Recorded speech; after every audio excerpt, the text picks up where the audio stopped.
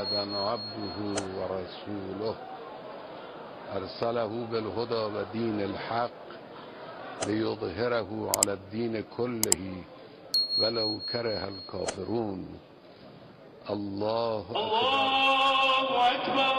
اللهم صل على محمد و آل محمد و بارک على محمد و آل محمد و ترحم على محمد و آل محمد كما صليت وباركت وترحمت على أحد من أوليائك وعبادك الصالحين وصل على جميع الأنبياء والمرسلين.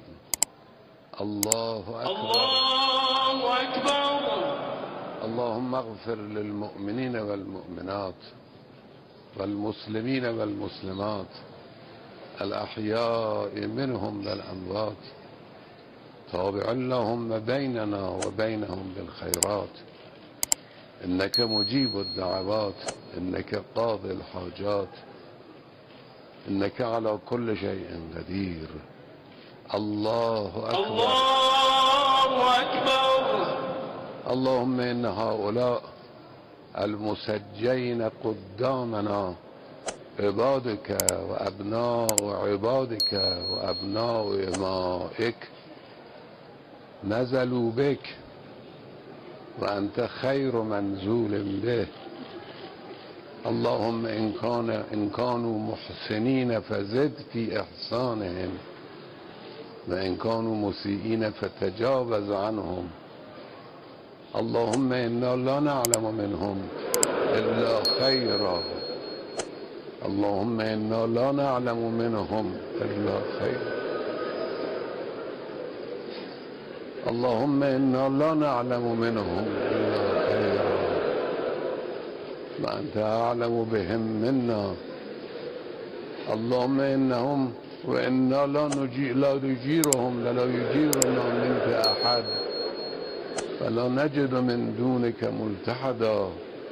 اللهم اغفر لهم. اللهم ارفع درجاتهم.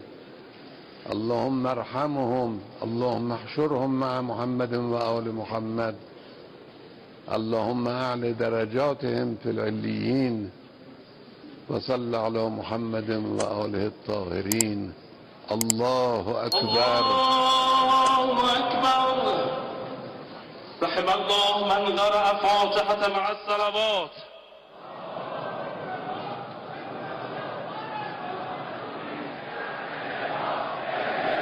همینک وداع رهبر محبوب و عزیز و بزرگوار انقلاب با رئیس جمهور شهید، امام جمعه شهید، وزیر امور خارجه شهید و استاندار انقلابی شهید و همراهانشان